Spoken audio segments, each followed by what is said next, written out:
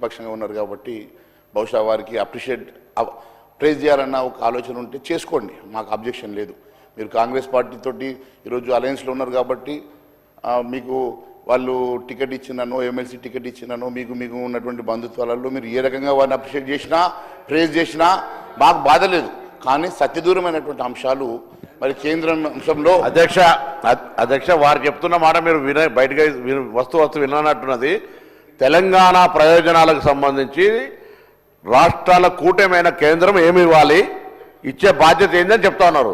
దానికి సానుకూలంగా మీరు స్పందిస్తే మైక్ అడుగుతున్నట్టే దానికి సానుకూలంగా స్పందించి భారతీయ జనతా పార్టీ రాష్ట్రాల కూటమిలో భాగమైన తెలంగాణకు అన్యాయం చేయము, నిధులు తీసుకొస్తామని చెప్తారని ఆశించడం. మళ్ళీ మీరేమో చెప్తున్నారు ఎట్లా అధ్యక్ష?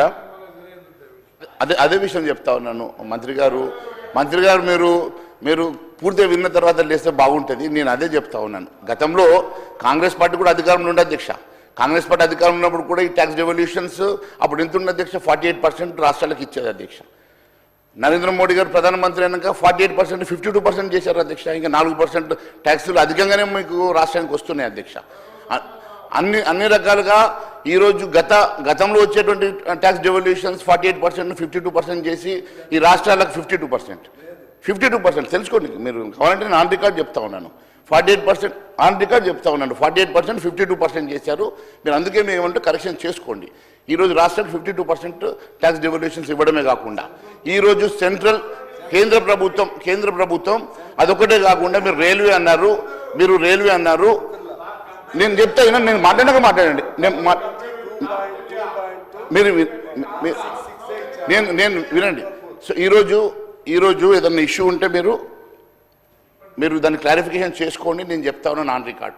48% నుంచి 52% ట్యాక్స్ డెవల్యూషన్ని పెంచినటువంటిది భారతీయ జనతా పార్టీ నరేంద్ర మోడీ గారి ప్రభుత్వం. అంతేకాదు అధ్యక్ష, రైల్వే విషయంలో కానీ ఇతర విషయాల్లో కూడా చెప్తా ఉన్నాను కదా. రైల్వే ఇష్యూలలో కూడా ఈ రాష్ట్రంలో మొన్న ఆదిలాబాద్ నుంచి హైదరాబాద్కి కొత్త రైల్వేని కూడా శాంక్షన్ చేస్తూ సర్వే నడుస్తూ ఉన్నది. ఈరోజు దాదాపు 7 లక్షల కోట్ల రూపాయలు ఆన్గోయింగ్ ప్రాజెక్ట్స్ ఈ రాష్ట్రంలో గత 10 సంవత్సరాల్లో కేంద్ర ప్రభుత్వం ఇచ్చినటువంటి అనేకమైనటువంటి అంశాల మీద గతంలో కూడా నేను అసెంబ్లీలో ఆన్ రికార్డ్స్ మాట్లాడాను, ఇప్పుడు కూడా మాట్లాడాను. ఇప్పుడు డీలిమిటేషన్ విషయంలో కూడా సత్యదూరమైనటువంటి అంశాలు మాట్లాడుతూ ఉన్నారు. దాని మీద కావాలంటే చర్చకు పెట్టండి, షార్ట్ డిస్కషన్ పెట్టండి, మాట్లాడదాం. ఆ రోజు కేంద్ర ప్రభుత్వం చాలా స్పష్టంగా చెప్పింది. మీరేదో అనుకుని అక్కడ పాపులేషన్ రకంగా అవుతుంది, ఇక్కడికి వచ్చేసరికి రేషియో ప్రకారం అట్లెందుకు అవుతుంది? దేశవ్యాప్తంగా ఒకటే చట్టం ఉంటుంది, దేశవ్యాప్తంగా ఒకటే రకంగా ఉంటుంది. చాలా స్పష్టంగా అమిత్ షా గారు కూడా చెప్పారు. ఎట్టి పరిస్థితుల్లో మరి సదరన్ పార్ట్స్ ఆఫ్ సత్యదూరం, ఎందుకంటే దేశవ్యాప్తంగా ఒక తీరు లేదు. ఉత్తరాది రాష్ట్రాలకు ఖచ్చితంగా పక్షపాతం ఉన్నది. అంతెందుకు వాళ్ళ మిత్రపక్షంగా ఉన్నటువంటి ఆంధ్రప్రదేశ్కి ఇస్తున్న నిధులు ఎంత, తెలంగాణకు వీళ్ళని అడుగుతున్న దానికి కనీసం పౌరుషానికి వచ్చి తెలంగాణకు ఇవ్వాల్సిందే అని నాయకత్వాన్ని అడగాల్సింది పోయి సమర్థించుకోవడం ఎట్లా అధ్యక్ష?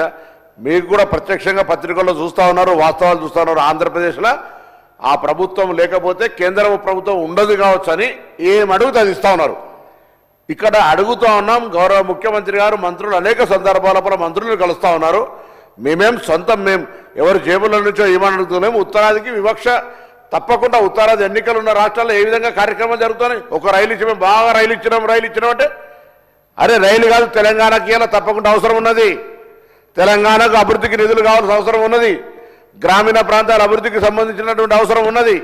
మీరు వాటి గురించి మాట్లాడగలిగితే సంతోషపడతాం. కానీ ఇవాళ తప్పకుండా మీరు ఎక్కడ కంపారిజన్ మొత్తం కిషన్ రెడ్డి గారు ఒక స్టేట్మెంట్ పెట్టి మొత్తం ఇట్లా ఇచ్చినామని చెప్తారు. తీయండి. రాష్ట్రాల లోపల మాకు వచ్చేటువంటి వాటా కాక రాష్ట్రానికి ఏం ప్రత్యేకించి తీసుకొచ్చినారు ఇవాళ? ఈ తెలంగాణ కొత్తగా ఏర్పడ్డ రాష్ట్రానికి ఇవాళ ఆంధ్రప్రదేశ్ ఎట్లా తెచ్చుకోగలుగుతుందో తెలంగాణ కొరకు ఏం తెచ్చుకుంటారో ఒక ప్రణాళిక చేయండి. వచ్చే ప్రాజెక్టులకు మీరు చెప్తా ఉన్నారు.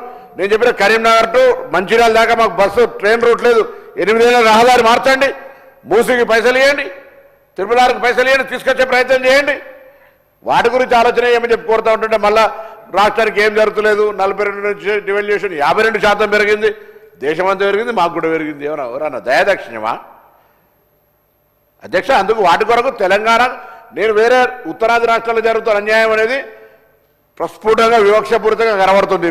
పోనీ పక్కన 2 తెలుగు రాష్ట్రాల్లో మిత్రపక్షంగా వాళ్ళకి ఇస్తున్న నిధులకు మనకు కంపారిజన్ షీట్ రేపు పొద్దున ఆన్సర్ షీట్లో మొత్తం తీసుకొచ్చినాం. రేపు పొద్దున ఇస్తాం. మొత్తం ఎక్కడెక్కడో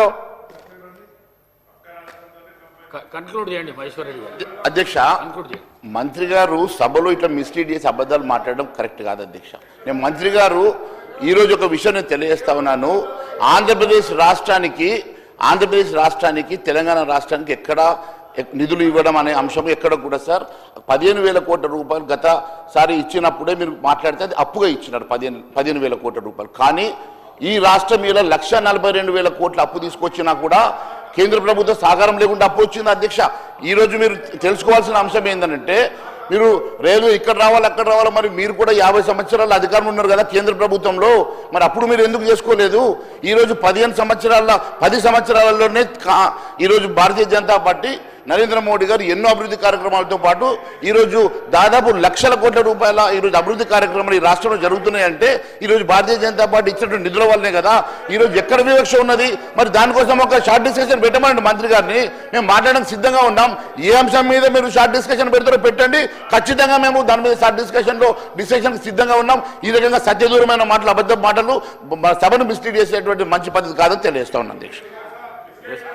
Respected Sir, Sri K. Madan Mohan Rao. Please, Minister. నాపై ఒక తప్పుడు ఆరోపణ చేశాను. నేను సభను తప్పుతో పట్టిస్తున్నాను, రాంగ్ లీడ్ ఇస్తున్నాను అంటారు. దయచేసి నేను విడ్రా చేసుకోవాలి. నేనే రాంగ్ లీడ్ చేయలేదు. నేను అడిగిన పక్కన ఆంధ్రప్రదేశ్కి ఉన్న నిధులు ఇక్కడ ఉత్తరాది రాష్ట్ర వివక్ష అన్నది నేను సభ్యులు అన్నది నేను ఎక్కడ రాంగ్ లీడ్, మీరు కూడా దయచేసి అటువంటి నన్ను రాంగ్ లీడ్ సరే. హైదరాబాద్లో మేము 50 సంవత్సరాలు పరిపాలించినప్పుడు ఐఐటీలు తీసుకొచ్చినాము, అనేక రైళ్లు తీసుకొచ్చినాము, అనేక హైదరాబాద్ సంబంధించి మెట్రో తీసుకొచ్చినాము, ట్రిపుల్ రింగ్ రోడ్ తీసుకొచ్చాం. ఏం తీసుకురా ఇవాళ ఎయిర్పోర్ట్ తీసుకొచ్చినాం, గోదావరి నదీ జలాలు ఇవాళ హైదరాబాద్ తీసుకొచ్చినాం, కృష్ణా ఏం తెచ్చారు సార్ మీరు? మీకు సంబంధించినటువంటి ఏదైనా కేంద్రం నుంచి ఒక ప్రత్యేక ప్యాకేజ్ తీసుకొచ్చి చేయండి అధ్యక్ష. ఇప్పుడు దాని కొరకు మాట్లాడడానికి కొరకు అడుగుతూ నేను రాంగ్ సభను తప్పుతో పట్టిస్తున్నాను, నా మీద అట్టిన ఒక బండ పెట్టి కొట్టేసి నేను ఊరుకు కూర్చుంటున్నాను అంటే ఎట్లా అధ్యక్ష? నేను తప్పుతో పట్టిస్తాను అధ్యక్ష. తప్పుతో పట్టిస్తే నా మాటలు తీసేయండి రికార్డులకి.